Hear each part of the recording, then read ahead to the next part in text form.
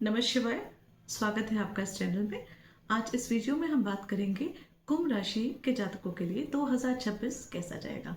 सबसे पहले तो मैं ये बताना चाहती हूँ कि देखिए, इसको आप एस्ट्रोलॉजिकल गाइडेंस समझिएगा, इसको प्रिडिक्शन मत समझिएगा, क्योंकि प्रिडिक्शन एक्चुअली आपके पर्टिकुलर नाटल चार्ट में जो प्लानिटरी पोजीशंस होती है, आपकी दशा अंतर्दशा होती है, उसके ऊपर डिपेंड करता है। बट हाँ, लेकिन 7.5 तो कुंभ राशि के सारे जातकों पे हो ही रही है, और ये पूरा साल जो है 7.5 ही रहेगी, तो उसका इफेक्ट तो डेफिनेटली आप लोगों की लाइफ में पड़ेगा ही।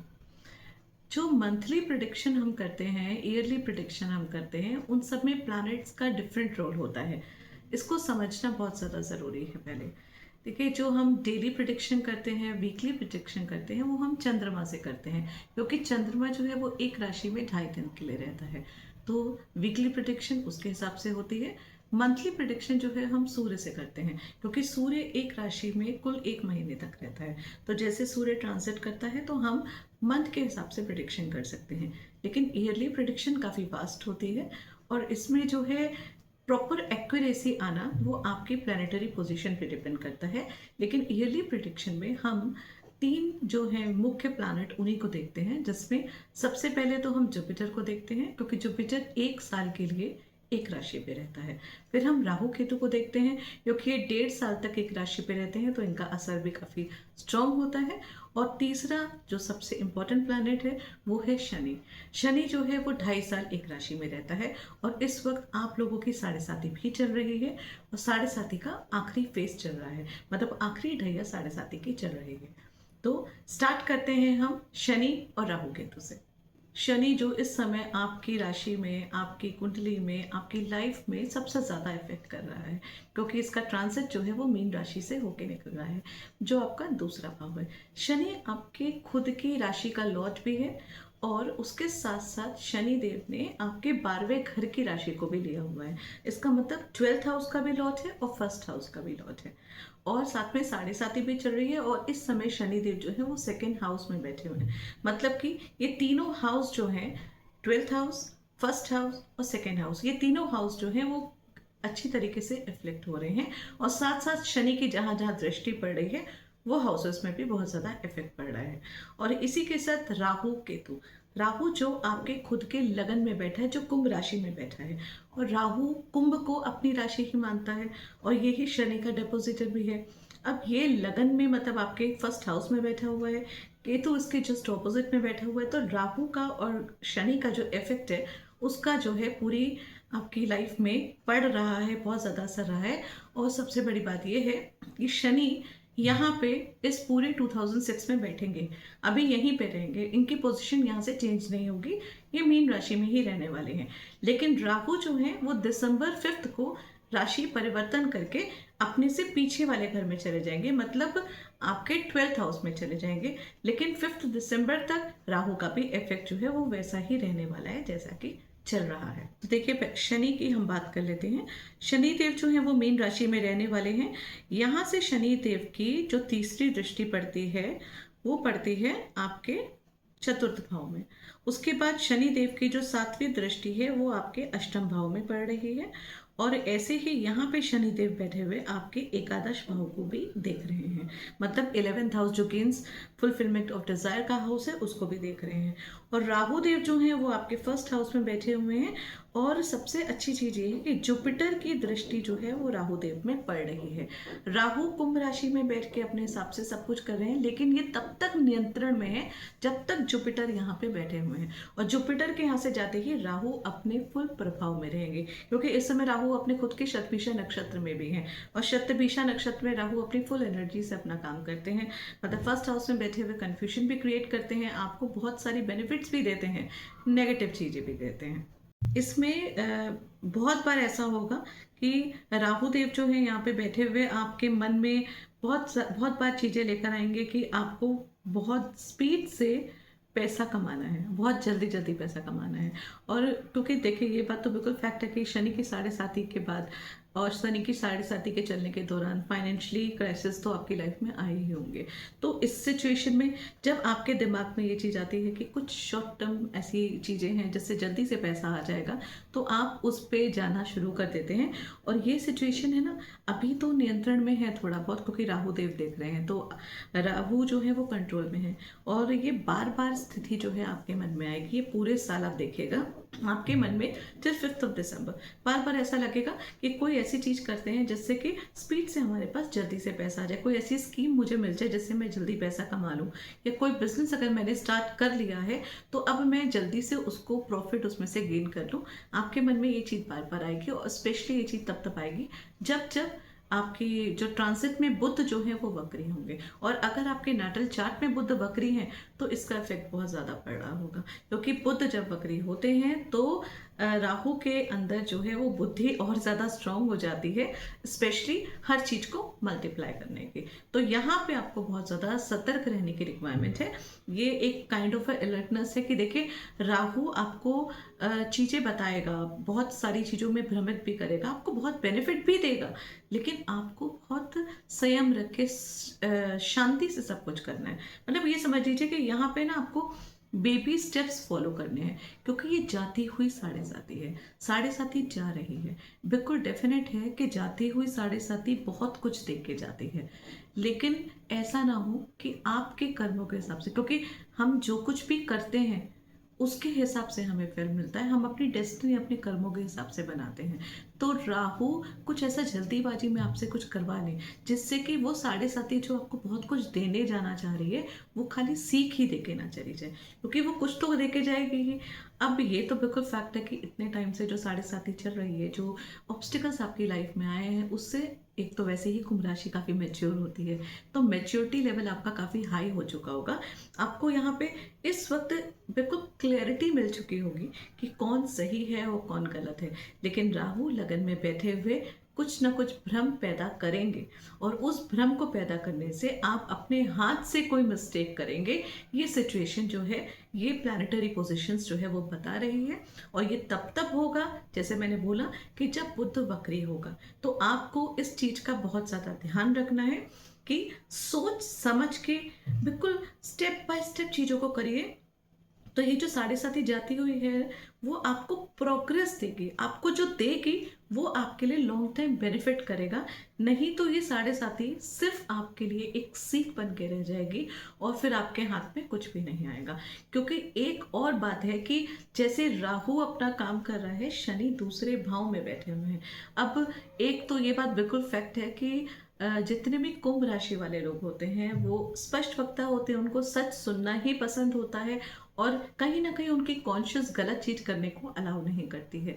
लेकिन यहाँ पे शनि जब दूसरे भाव में बैठेंगे ना, तो आप कुछ ज्यादा ही स्पष्ट बोलना शुरू करेंगे, आप ब्लंट बोलेंगे। और एक बात को ध्यान रखिएगा कि हमारे बोलने से समाज नहीं सुधर सकता, तो हमें वो सच नहीं बोलना है, हमें चीजों को थोड़ा डिप्लोमेटिक हैंडल करना है। अगर आप कटु वचन ज्यादा यूज करेंगे, आप स्पष्ट, जो कि लोग सच सुनना नहीं चाहते हैं, अगर आप डिप्लोमेटिकली चीज़ों को हैंडल नहीं करेंगे तो आपके मुंह से कुछ ऐसी चीज़ें निकल जाएंगी जो आपके लिए नुकसान कर सकती हैं। क्योंकि दूसरा भाव हमारे कुटुंब का भी है, हमारे धन का, हमारे बैंक बैलेंस का भी है। और ये दूसरा भाव किससे कनेक्टेड है? 12th हाउस से भी कनेक्ट है, क्योंकि शनि की राशि एक 12वें घर में भी आती है।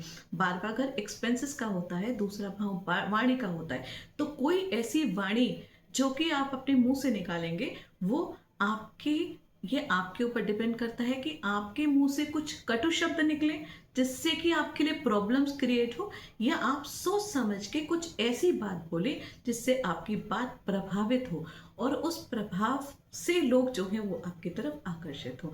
ये चॉइस आपकी रहेगी। इसलिए मैंने बोला कि ये 2026 है ना, जो जाती हुई साढ़े साथी है, और जिस तरीके से प्लैनेटरी पोजीशंस यहाँ पे हैं, आपका है ना डे बाय डे प्रोग्रेस आपको नजर आएगा। लेकिन एकदम से जंप मत करिए चीजों पे, स्टेप बाय स्टेप लीजिए। सिर्फ और सिर्फ इस चीज का ध्यान रखिए कि आपको बेबी स्टेप्स फॉलो करना है, सोच और समझ के काम करना है। अब तीसरा जो हमारा इंपॉर्टेंट प्लैनेट है, हम उसकी बात करते हैं, जो कि है जुपिटर। यहाँ पे ये जो जुपिटर है इसका रोल भी बहुत ज़्यादा स्ट्रांग पड़ेगा, क्योंकि है ना ये 2026 में जुपिटर, जैसे मैंने बोला कि एक साल एक राशि में रहता है, लेकिन जुपिटर इस समय अतिचारी है। अतिचारी मतलब फास्ट फॉरवर्ड मूवमेंट में है। तो जुपिटर इस बार इस साल 3 राशियों से परिवर्तित होंगे, मतलब कि आपका 5th हाउस भी एक्टिवेट रहेगा। 5th हाउस के बाद वो 6th हाउस में आएंगे और फिर वो 7th हाउस में आएंगे। तो 5th हाउस में आए जुपिटर, जब 5th हाउस में जुपिटर अभी इस समय तक है और ये 2 जून तक 5th हाउस में रहेंगे।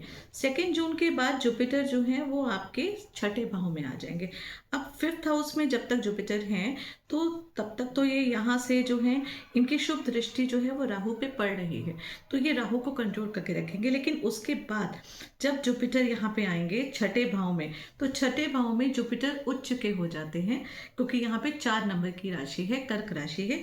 यहाँ पे जुपिटर आपको बेनिफिट ये देंगे कि जितने भी आपने कर्जे लिए हुए हैं, जितने भी आपने जो भी आपके हिडन एनिमीज हैं, वो सब जो हैं आपको लोग जो सपोर्ट करना शुरू करेंगे। मतलब यहाँ पे जितने भी ऑब्स्टिकल्स आपकी लाइफ में आए हैं वो सब चीज़ें सॉल्व होनी शुरू हो जाएंगी। आपके दिमाग में वो सब चीज़ें आएंगी और आपको कहीं ना कहीं से पीछे से एक डिवाइन सपोर्ट मिलेगा कि आप अपने कर्जों को ख़त्म कर पाएंगे। फाइनेंशियली कंडीशंस आपकी बेटर होंगी, आपकी बुद्धि अच्छे से काम करेगी, आपके पास है ना अपने आप में ना पीछे से सपोर्ट आना। जैसे अभी इस टाइम कोई सपोर्ट नहीं कर रहा है आपको, यहाँ पे जुपिटर के आते ही आपको एक काइंड ऑफ सपोर्ट मिलना शुरू हो जाएगा।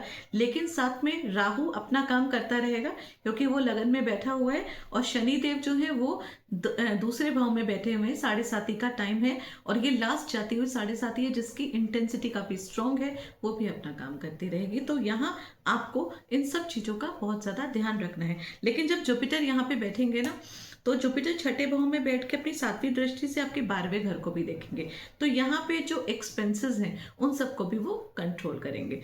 उसके बाद जुपिटर जो है वो आ जाएंगे आपके 7th हाउस में, और 7th हाउस में जुपिटर आते ही जो अभी इस वक्त अगर प्रेजेंटली देखा जाए तो आपके पार्टनरशिप में प्रॉब्लम हो रही होगी, या फिर आपके खुद के लाइफ पार्टनर के साथ, आपके स्पाउस के साथ कुछ ना कुछ इश्यूज हो रहे होंगे, वो यहाँ पे आते ही जुपिटर सॉल्व कर देंगे। इनफैक्ट अगर कोई बैचलर है तो उनकी मैरिजेस का भी योग होगा यहाँ पे, क्योंकि जुपिटर यहाँ पे केतु के साथ बैठ के चीज़ों को कंट्रोल करेंगे। जो जो चीज़ें, जो जो रिश्ते यहाँ पे आपके ब्रेक हो रहे हैं, मिसअंडरस्टैंडिंग हो रही है, ये यहाँ पे चीज़ें क्लियर होंगी।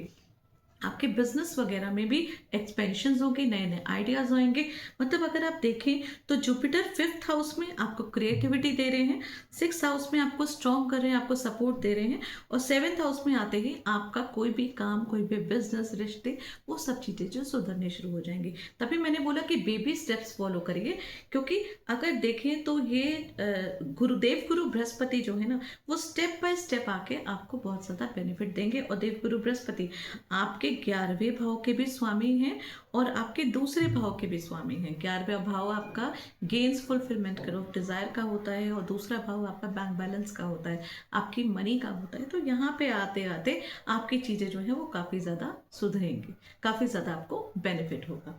अब इसके बाद अगर हम ये देखते हैं, ये तो आ गया जुपिटर। तो ये ओवरऑल जो पूरा साल है, अगर हम 2026 देखते हैं तो 7.5 अपनी इंटेंसिटी पे रहेगी, राहु अपना काम करते रहेंगे, जुपिटर के कंट्रोल में वो 2 जून तक रहेंगे। आपको अलर्ट होने की बहुत ज़्यादा ज़रूरत है आफ्टर 2 जून टिल 5 दिसंबर, जब ये वाला टाइम होगा जिस समय राहु अकेले बैठ के ही अपना पूरा काम करेंगे, तब आपको बहुत ज़्यादा ध्यान रखने की रिक्वायरमेंट है।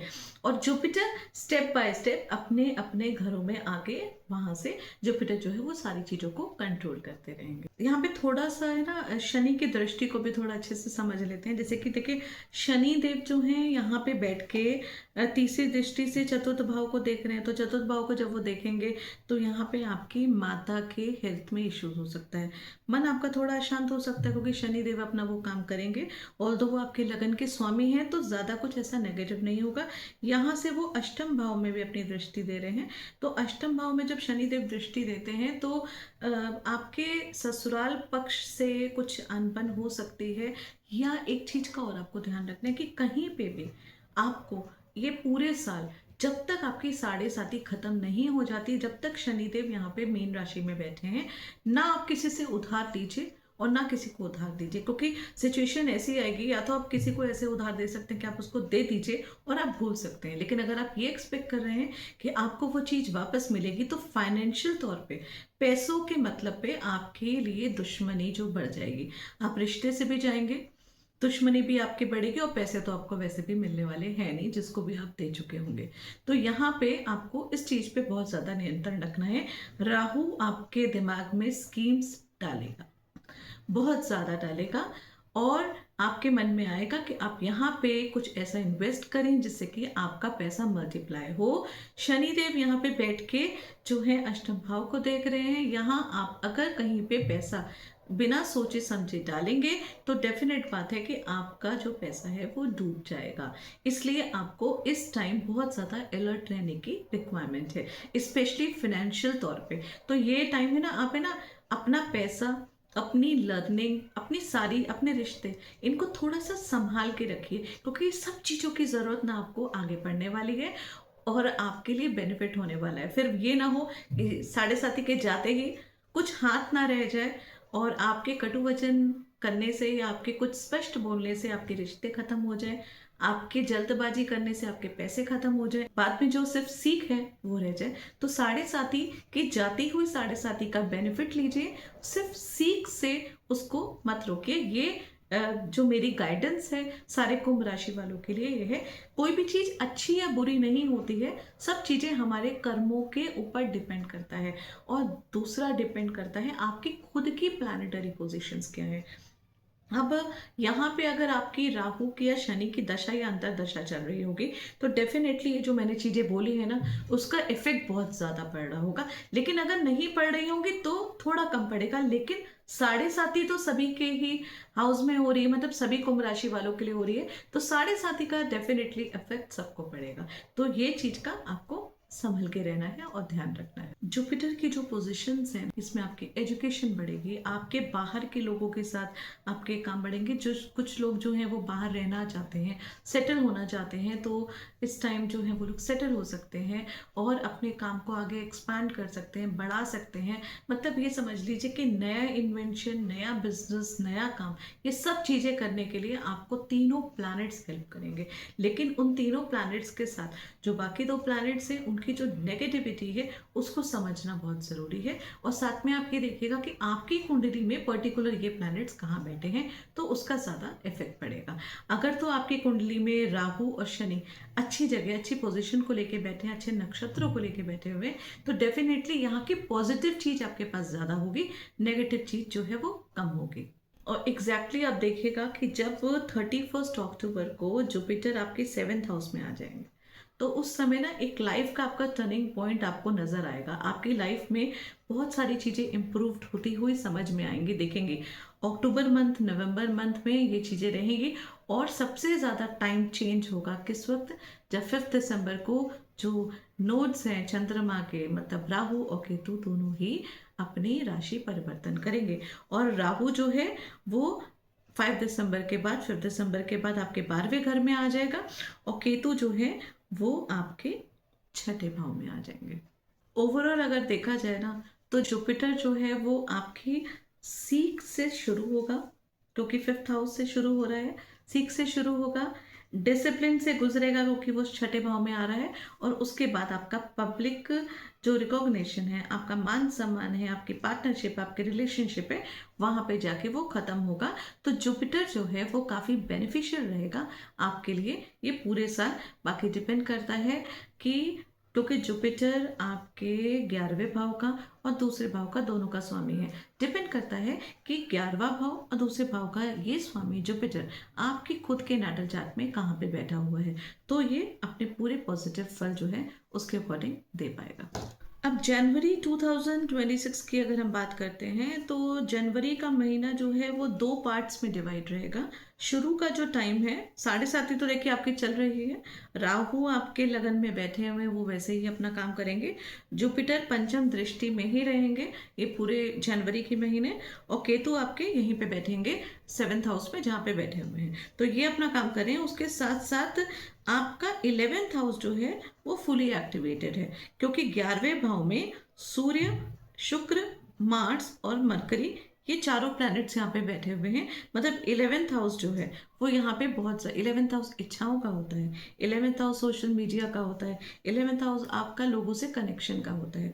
तो यहाँ पे ना आपकी इच्छाएं जो है ना वो काफ़ी हाई में रहेंगे। आप बहुत ज़्यादा जो है सोचेंगे। कोई चार प्लैनेट्स एक साथ कंजंक्शन में यहाँ पे बैठे हुए हैं। इससे क्या होगा कि आपकी एनर्जी जो है काफ़ी स्ट्रांग रहेगी।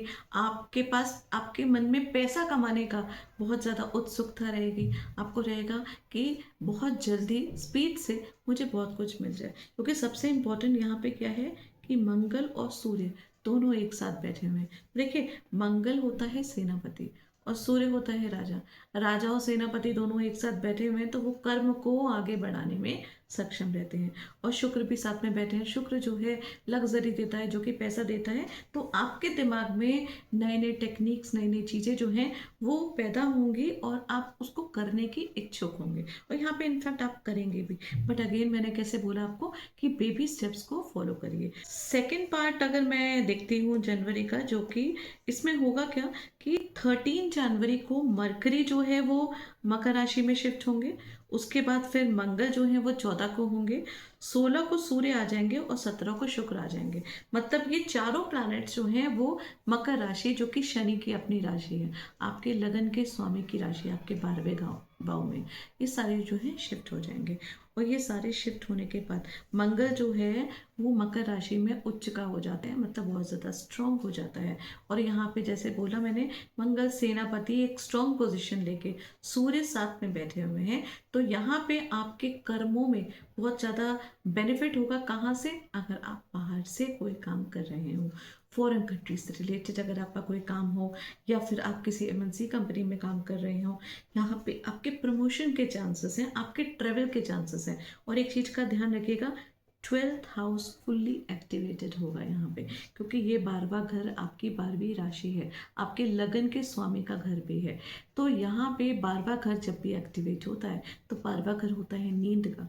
तो नींद की प्रॉब्लम्स डेफिनेटली होगी। दिमाग में 24 घंटे कुछ ना कुछ करने की दिमाग में चलता रहेगा कि अब मुझे क्या करना है। आपके दिमाग में चीज़ें चलती रहेंगी। यहाँ पे पीस ऑफ माइंड जो है वो आना थोड़ा सा मुश्किल है। ये बात का जो टाइम है, नॉट एग्जैक्टली जो बात का, आप ये समझ सकते हैं कि 16 जनवरी से लेके 31 जनवरी तक का जो टाइम है, इसमें आपका दिमाग जो है वो काफ़ी ज़्यादा हौच पौच रहेगा।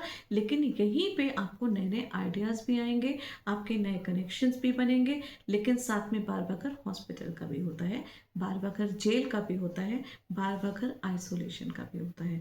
यहाँ पे अगर आप किसी और की सलाह ना लेके अंतर्मुखी होके अपने आप को, जो आप एक्चुअली ट्रू है ना खुद, मतलब लोगों की भीड़ में ना भाग के, लोगों को देख के उनको क्या कह सकते हैं, आपकी उनकी किसी भी तरीके की किसी की नकल ना करके, ये नहीं सोच के कि वो व्यक्ति ऐसे कर रहा है तो वो वहां पहुंच गया है, वो चीज़ें दिमाग में ना रख के आप अगर उस चीज़ पे काम करें कि एक्चुअली आप ट्रू सेल्फ क्या है, आपकी खुद की आइडेंटिटी क्या है, और अपने अंदर का जो एक्चुअल आपके अंदर जो क्वालिटी है उस चीज़ को यहाँ पे निकालने का टाइम है। उसको निकालेंगे ना तो मंगल और सूर्य दोनों मिलके आपकी बहुत ज़्यादा हेल्प करेंगे, आपके कर्मों को सुधारेंगे, आपकी जो चीज़ें हैं ना उनको और ज़्यादा सही करेंगे। क्योंकि जैसे चीज़ें सही, मैंने बोला ना, ये पूरा जो 2026 है ना, ये आपका इम्प्रूवमेंट का साल है। लेकिन इम्प्रूवमेंट का साल तब होगा जब हम प्रॉपर तरीके से प्लैनेट्स को समझ पाएंगे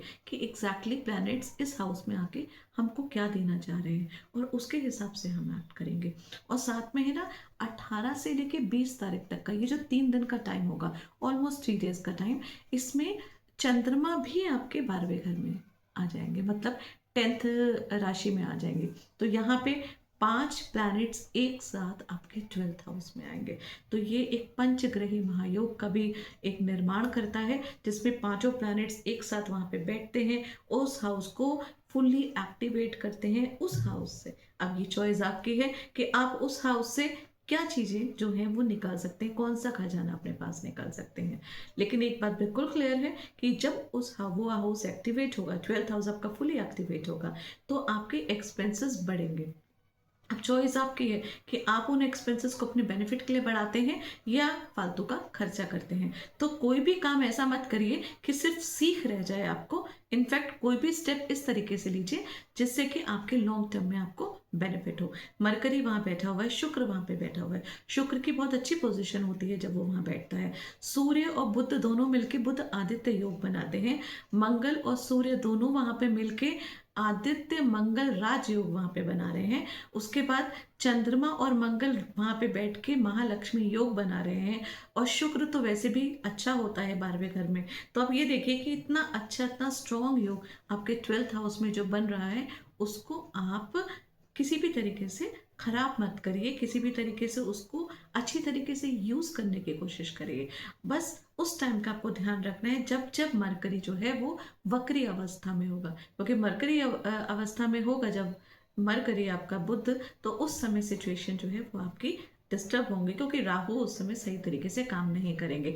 और ये मोस्टली ऐसा होता है कि जब मरकरी वक्री अवस्था में होता है या मरकरी जुपिटर के साथ होता है, उस टाइम जो है राहु जो है वो स्ट्रांगली जो है वो प्रॉपर तरीके से अपने सही फ्लो में काम नहीं करते हैं। और वहां पे राहु जो है, राहु की नेगेटिव क्वालिटीज जो है वो ज़्यादा देखने को मिलती है। अब लगन में बैठे हुए हैं तो आपको बहुत सारी चीज़ें जो हैं वो संभाल के करनी है। मतलब अपने दिमाग का यूज़ कीजिए, स्पिरिचुअल एक्टिविटीज़ को इन्हांस करिए, इंट्रोवर्ट होइए। वैसे भी आप इंट्रोवर्ट होते हैं, जितना समाज से आप कट सकते हैं, जितना लोगों से कट के आप अपने आप को, अपने अंतर्मुखी होकर अपनी चीज़ों को समझेंगे, उतना ये वाला जो ट्रांजिट है आपके लिए बेनिफिट करेगा। पॉजिटिव चीज़ के पॉजिटिव तरीके से अगर देखा जाए तो स्ट्रॉन्ग इनकम और सडन गेन्स के चांसेस हैं। आपके करियर में ग्रोथ होगी, फाइनेंशियल जो है चीज़ें वो आपकी सॉल्व होंगी, क्योंकि यहाँ पे बहुत अच्छे अच्छे आपके योग बन रहे हैं इस राशि में ये 2026 में। और नेगेटिव चीज़ों की अगर हम बात करते हैं तो आपके जो है आपकी वाणी हार्श हो सकती है। जैसे मैंने बोला, अब 12th हाउस और ज़्यादा एक्टिवेट हो रहा है, 12th हाउस में आपकी राशि बैठी है और शनि जो है दूसरे भाव में बैठा है। तो आपको अपने मुंह से कुछ भी कटु वचन नहीं बोलना है, अपने गुस्से पे नियंत्रण रखना है। गुस्सा जो है वो नहीं करना है, क्योंकि चीज़ों को संभाल के करेंगे, संयम तरीके से करेंगे, स्टेप बाय स्टेप चीज़ों को फॉलो करेंगे तो आपके लिए चीज़ें अच्छी रहेंगी। और ये भी हो सकता है कि ज़्यादा मटेरियलिस्टिक आपके दिमाग में, मतलब इस समय इमोशंस आपके ज़्यादा आपके काम ना आए और चीज़ों को बहुत ज़्यादा प्रैक्टिकल आप लेना शुरू करें। तो ज़्यादा प्रैक्टिकल चीज़ों को लेने की वजह से रिश्ते जो हैं वो उसमें दिक्कतें आ सकती हैं। इस चीज़ का भी आपको ध्यान रखना होगा। एग्रेशन से आपको बचना होगा, क्योंकि मंगल और सूर्य का जो योग है ये पॉजिटिव तो है, लेकिन साथ में एग्रेशन बहुत ज़्यादा क्रिएट करता है। बुद्धि तो आपके अंदर ऑलरेडी बहुत ज़्यादा होती है और यहाँ पे बुद्धि और ज़्यादा इन्हांस होगी और इंक्रीज होगी। फिर राहु भी फर्स्ट हाउस में बैठा हुआ है, वो भी आपके दिमाग को स्ट्रॉन्ग करेगा। तो यहाँ पे आपकी बुद्धि चारों तरफ बहुत स्ट्रांगली चलेगी। बस आपको अगर अपने वाणी पे नियंत्रण रखेंगे तो यही काम जो है, अपनी एनर्जी को आप सही जगह यूटिलाइज कर पाएंगे। करियर वाइज देखा जाए तो स्ट्रांग है, घूमने फिरने के लिए स्ट्रांग है, ट्रेवल करने के लिए भी ये बहुत स्ट्रांग टाइम है। लेकिन फिर से मैं बोलती हूँ कि सोच समझ के काम करिएगा, अपने बजट का ध्यान रखते हुए करिएगा। मतलब एक्सपेंसेस आपके जितने कम रहे उतने आपके लिए अच्छा है, क्योंकि अगर आप नहीं तो फिर आपको बाद में पछतावा ही होगा और उसका फायदा कुछ नहीं होगा। खर्चे आपके ज़्यादा बढ़ेंगे और बाद में आपको रियलाइज होगा कि इस खर्चे की रिक्वायरमेंट नहीं थी, जो कि मैंने खर्चा कर लिया। और साथ ही में आपको अपना हेल्थ का भी बहुत ध्यान रखना है, क्योंकि 12th हाउस हॉस्पिटल का भी होता है। तो हेल्थ का ध्यान रखना है। सर दर्द, माइग्रेन, हाई बीपी, ये सब चीज़ें जो हैं वो नॉर्मल। अनिद्रा की प्रॉब्लम तो आपको हो ही रही होगी, लेकिन साथ में ये चीज़ें भी आ सकती हैं, इन सब चीज़ों की भी प्रॉब्लम हो सकती है। अगर मैं आपके लव लाइफ की बात करूं तो लव लाइफ थोड़ी अप डाउन रहेगी। ये महीना भी रहेगी, फेब्रवरी मंथ भी रहेगी।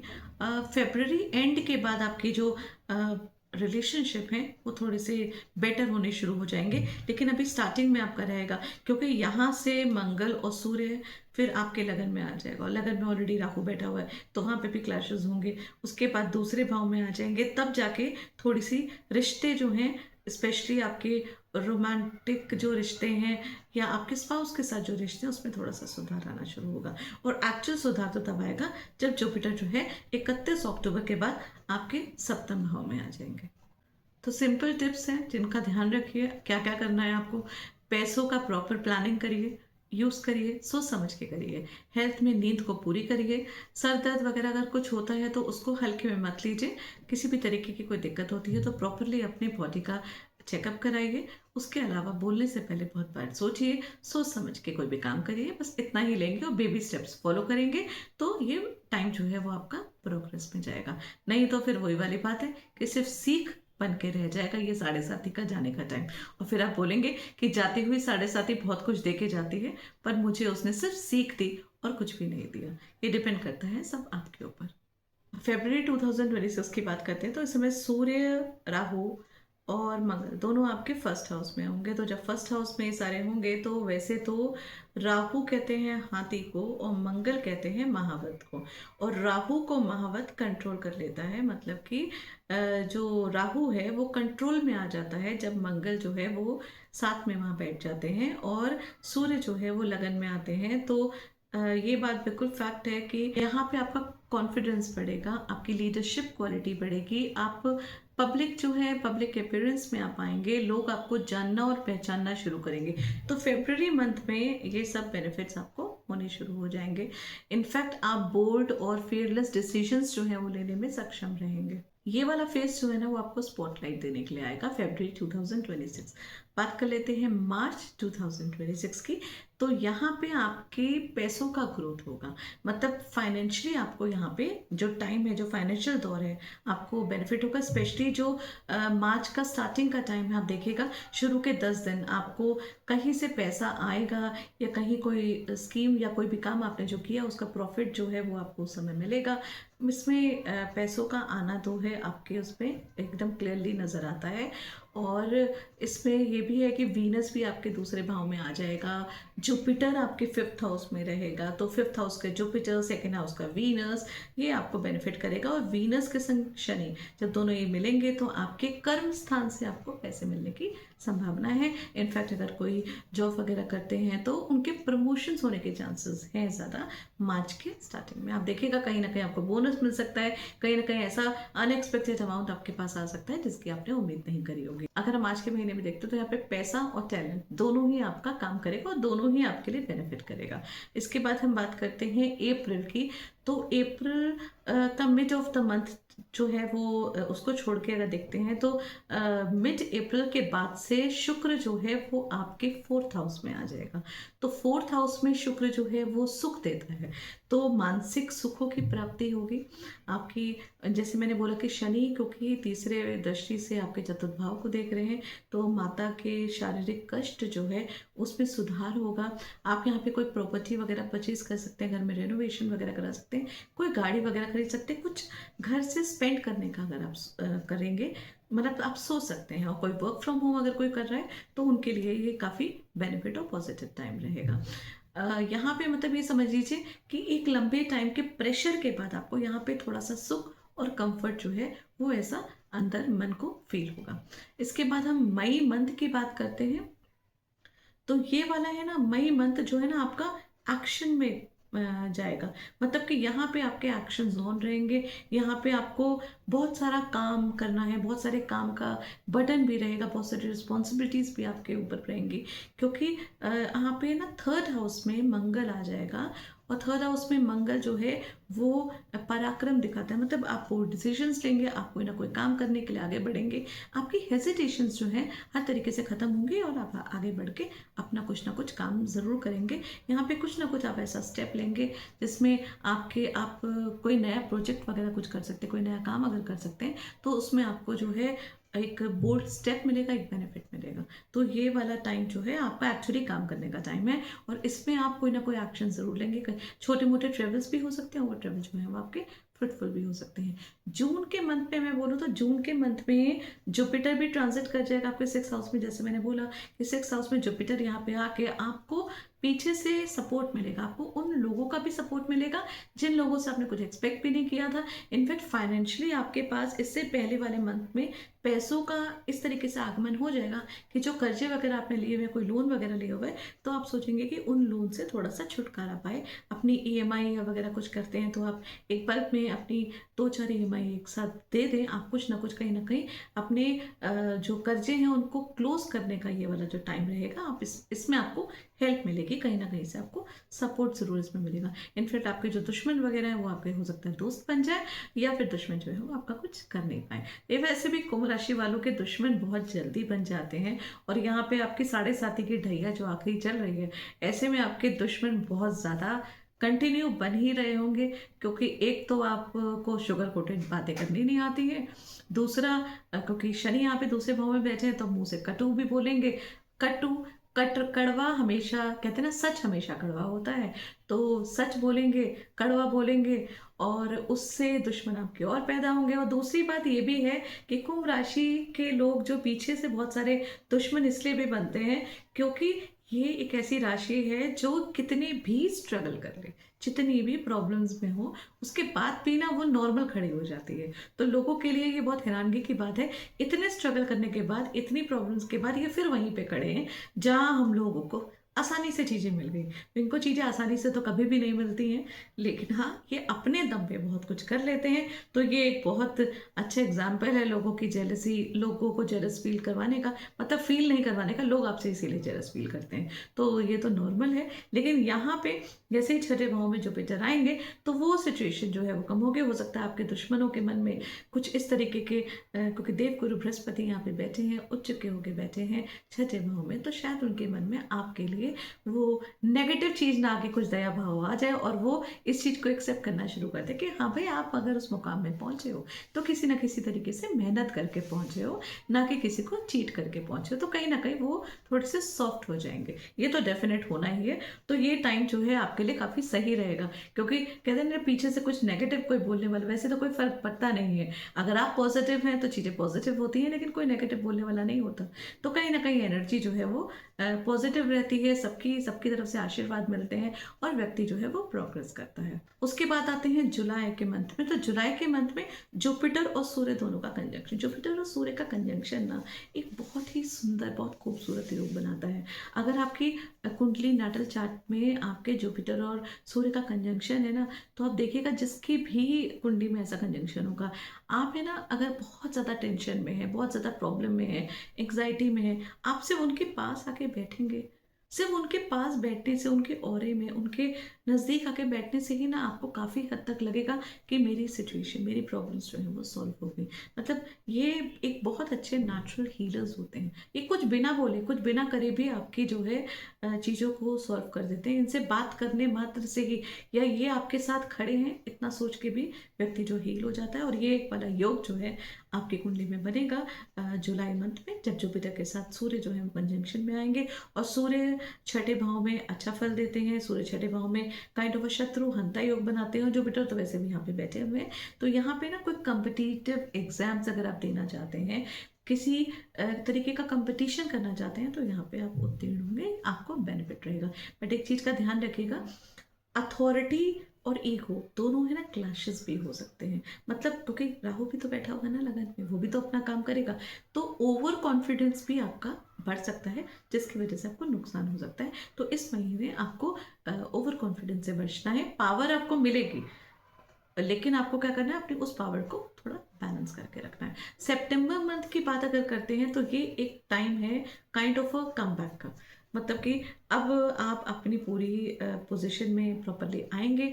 मतलब जो भी, जैसे आप खुद हैं, जैसे आप सेल्फ हैं, आप उस तरीके से अपना वो काम अपने उस स्टेप से लेना शुरू करेंगे। यहाँ पे आपको एक्स्ट्रा एफर्ट किसी भी चीज़ करने की रिक्वायरमेंट नहीं होगी। यहाँ पे आप अपने सेल्फ, जो आपका बिहेवियर है, जो आपका नेचर है, उस तरीके से आप उसी डाल पे चीज़ें करके चलेंगे। और मंगल यहाँ पे छठे भाव में आ जाएगा, कर्क राशि में, जो कि वैसे नीच का हो जाता है मंगल कर्क राशि में। देखें, क्योंकि जुपिटर भी यहाँ पे बैठे हुए हैं, तो देवगुरु बृहस्पति के बैठने से मंगल यहाँ पे बैठ के अच्छा आपको फल देंगे। मंगल यहाँ पे बैठ के प्रॉपर शत्रु हंता योग देंगे। और नौकरी वगैरह, किसी की जॉब वगैरह से रिलेटेड कोई इश्यूज वगैरह अगर चल रहे थे काफी टाइम से, तो मंगल यहाँ पे बैठ के वो प्रॉब्लम्स जो है वो सॉल्व करेंगे। वो डेबिलिटी जो भी है, मतलब एक तरीके से समझ लीजिए कि कॉन्फिडेंस आपका पीक पे रहेगा, प्रॉब्लम्स आपकी सॉल्व होनी शुरू हो जाएंगी, आपके अंदर खुद प्रॉब्लम सॉल्व करने की एबिलिटी जो है वो हाई होगी और फाइनेंशियल आपको रिलीफ मिलेगा। तो एक तरीके से काफ़ी स्ट्रॉन्ग टाइम है, टफ रहेगा लेकिन स्ट्रेंथ भी आपके अंदर रहेगी। अक्टूबर मंथ में अगर बोलते हैं तो एक तरीके से अक्टूबर मंथ में एक न्यू साइकिल की आपकी जर्नी स्टार्ट होगी, आप इस तरीके से समझ सकते हैं अक्टूबर मंथ में। क्योंकि ना 31 अक्टूबर के बाद जुपिटर आपके 7th हाउस में आ जाएगा जहाँ पे केतु बैठा हुआ है। अब इतने टाइम से, पूरे 1.5 साल से, जब से केतु यहाँ पे बैठे हुए हैं तब से आपके स्पाउस वाला हाउस जो है और पार्टनरशिप वाला हाउस है उस पर काफ़ी हद तक इश्यूज हो रहे हैं। क्यों? क्योंकि एक तरीके का आप लोगों के बीच में बैलेंस नहीं बन पा रहा है। क्योंकि केतु केतु क्या करता है? चीज़ों को हटाता है। केतु जो है वो चीज़ों को काटता है। केतु मोक्षदायिनी है, लेकिन किस तरीके से मोक्ष देता है? वो छुड़वा के, वो रुला के, पूरी तरीके से टूट जाता है व्यक्ति, तभी तो वो मोक्ष की तरफ जाता है। यहाँ पे जुपिटर जब आ जाएंगे ना, तो आपके, ऑल्दो जुपिटर अगर देखा जाए तो सप्तम भाव में बहुत अच्छे फल नहीं देते, लाल किताब के हिसाब से Jupiter is not good in 7th house. लेकिन यहाँ पे केतु के साथ जुपिटर जब आ जाएंगे तो केतु की जितनी भी नेगेटिव चीजें हैं वो सब आपकी सॉल्व होनी शुरू हो जाएंगे, आपके रिश्तों में सुधार आना शुरू हो जाएगा। अगर आप कहीं कोई बैचलर है तो वो शादी कर सकते हैं। कुंभ राशि वालों के लिए रिलेशनशिप से जुड़ने का, अपना किसी नई शादी में जा, मतलब अपनी शादी करने का, किसी रिश्ते से जुड़ने का और अपने रिश्तों को सही करने का, ये सबसे अच्छा टाइम रहेगा 31 अक्टूबर के बाद का। नवंबर की बात अगर करते हैं तो नवंबर मंथ भी आपका उसी तरीके से रहेगा जैसा 31 अक्टूबर है। मैरिज के लिए, बिजनेस रेपुटेशन के लिए, पब्लिक इमेज के लिए, स्पिरिचुअल एक्टिविटीज़ के लिए, इन सब चीज़ों के लिए ये एक्चुअली पार्टनरशिप बेस्ड ही आपका ये पूरा महीना रहेगा और बेनिफिट रहेगा आपको इसमें भी। उसके बाद फिर आता है दिसंबर का महीना। लेकिन एक चीज़ का आपको ध्यान रखना है, नवंबर के महीने में देखिए कॉन्फिडेंस आपका हाई पीक में रहेगा जब जुपिटर 6th हाउस में आएंगे तब से। और सितंबर, अक्टूबर, नवंबर, ये 3 महीने आपको अपने कॉन्फिडेंस को, अपनी जो भी आपको राइट्स मिलेंगे, अपनी पावर का किसी भी तरीके का मिसयूज नहीं करना। क्योंकि कहते हैं बहुत टाइम के बाद जब कोई चीज़ हाथ में मिलती है तो हम बहक जाते हैं, आपको बस वहीं पे कंट्रोल रखना है। बस मैंने क्या बोला, स्टार्टिंग से 2026 का शुरू हो गया है ना महीना, अब यहीं से ना आप धीरे धीरे अपने प्रोग्रेस को काउंट करना शुरू करिए। एक टू डू लिस्ट बनाइए, हर दिन के प्रोग्रेस को अपना काउंट करते रहिए, स्टेप बाय स्टेप चीज़ें लीजिए। और जैसे मैंने बोला, वाणी का नियंत्रण रखिए, अपने पैसों को संभाल के रखिए। जो भी आप लर्निंग कर सकते हैं, जितना आप पढ़ सकते हैं, जितना जहाँ जहाँ से आप चीज़ों को गेन कर सकते हैं उसको गेन करिए और स्टेप बाय स्टेप चीज़ें लीजिए। तो ये टाइम आपके लिए एंड तक बहुत ही फ्रूटफुल रहेगा। और दिसंबर 5 के बाद राहु जो है वो शिफ्ट कर जाएंगे आपके 12th हाउस में। 12th हाउस पे राहु शिफ्ट करेंगे 1st हाउस से निकल के, तो सबसे पहले तो जो आपके सर पे, आपके लगन पे राहु देव बैठे हुए थे, अपनी खुद की राशि में बैठ के बहुत कुछ आपसे करवा रहे थे, वहां पे आप जैसे ही वो हटेंगे तो आपको एक तो राहत मिलेगी, आपको हल्कापन महसूस होगा। और यहाँ पे जैसे ही राहु 12वें घर में जाएंगे तो 12वें घर के राहु अपना काम करेंगे, लेकिन लगन से आपकी बॉडी से राहु जो है वो हट जाएंगे। और वहाँ से हटने के बाद आपके 12th हाउस से रिलेटेड जितनी भी चीज़ें हैं, जैसे फॉरेन कंट्रीज़ हैं, बाहर के लोगों के साथ आप जुड़ेंगे।